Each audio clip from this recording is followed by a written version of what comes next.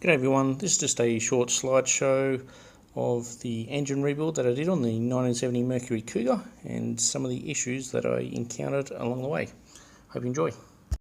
Here's just a look at when I first got her home, when she broke down on us bringing it back from Queensland, and I ended up just getting a new intake manifold and carby and electronic distributor as well, and obviously fixed up the broken valve spring, which got her back on the road. This is her here, ready to pull out, all the bits and pieces pulled off, ready to rip her out of the car. Just a few shots, I suppose, so I knew what I was doing. The shot of me getting dirty. I don't do that very often, and I don't think it quite shows in the picture there, but I'm wearing sandals and thongs, which is great footwear for working on a car. So here she is, pulling her out. Old thing, 1976 Ford engine it was, 351 Cleveland. So I put a 383 stroke kit through it, and the first issue I ran into was here on the crankshaft, whereas the old one just had a straight key. This one's got the 3 half moon keys you can see there, and also there was a shoulder on the shaft, so the timing gear didn't actually rub on the block. So there was a spacer that I needed, and then the different keys. So I had to get that through the guys that I got it from, which would have been handy if they came with the kit. So you can see we're underway getting the pistons in the block. Had the block bored out 30 thou.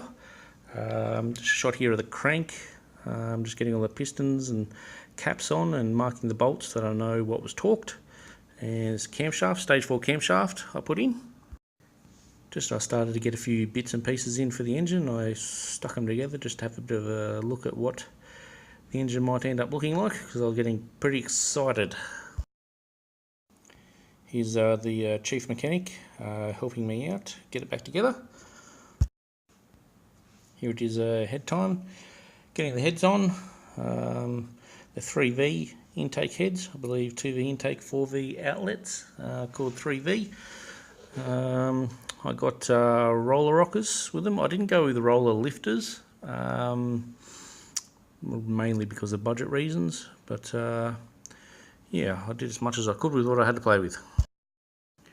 So while the engine was out, I got a new radiator and also transmission cooler. You can see here, I mounted the transmission cooler up where the air conditioning used to be. So I ripped all that out, and tucks away quite well, looked all right. I ended up pissing those fans off because it got way too hot, so I went back to mechanical fan.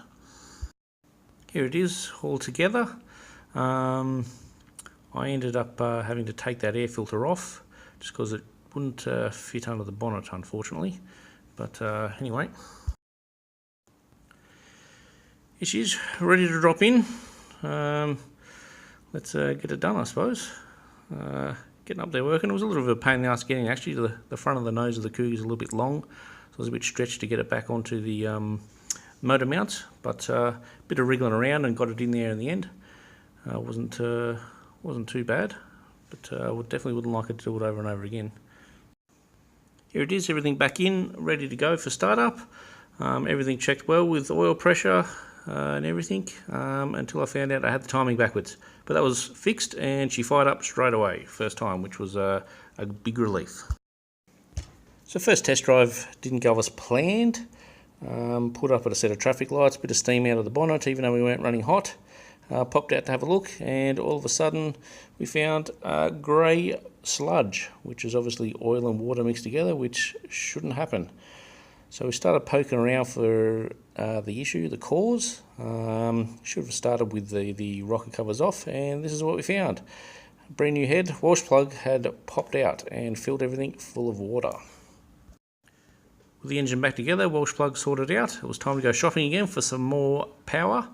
And as you can see here, I got a MSD kit, and it mounted up fairly well. Nice little spot, almost allocated for it. But unfortunately, with more power came more problems, as the FMX let go on me. I lost second gear driving one day, and so yeah, out came the gearbox for a stage 2 rebuild kit put through it. And so she's a lot better now and a lot stronger. And I replaced the torque converter with a 3000 RPM torque converter they got in the States at RevMax Performance. Those guys were absolutely awesome to deal with. I recommend them.